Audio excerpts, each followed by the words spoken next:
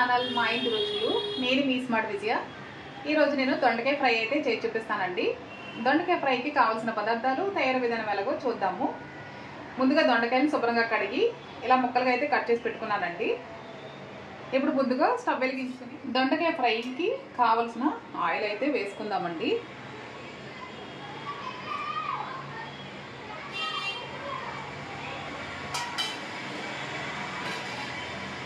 Oil వేడైన తర్వాత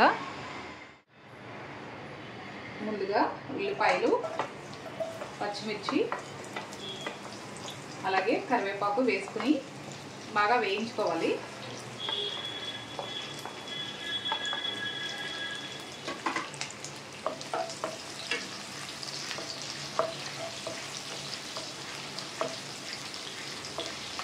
ఈ వేగడానికి ఒక 2-3 నిమిషాలు అయితే పడతాయండి.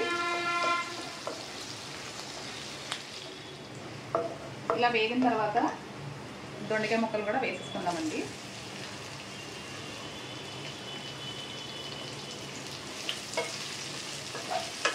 వేసుకుని ఒకసారి ఇలా బాగా కలిపేసి మూత పెట్టి ఒక 10 నిమిషాలు అయితే వేగనివ్వాలి.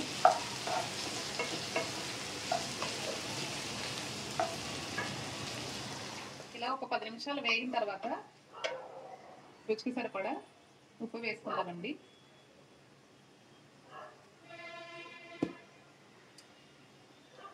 అలాగే కొద్దిగా పసుపు,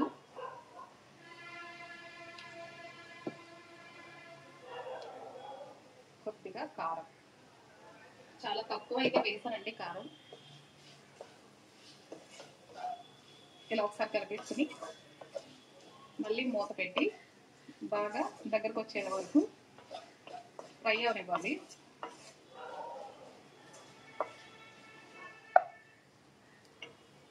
చూసారు కదా ఫ్రెండ్స్, దొండకాయ ఫ్రై అయితే రెడీ అయిపోయిందండి. ఈ రెసిపీ మీరు కూడా తప్పకుండా ట్రై చేయండి.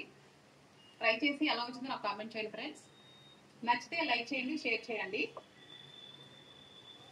నేను స్టవ్ అయితే ఆఫ్ చేసేస్తున్నాను.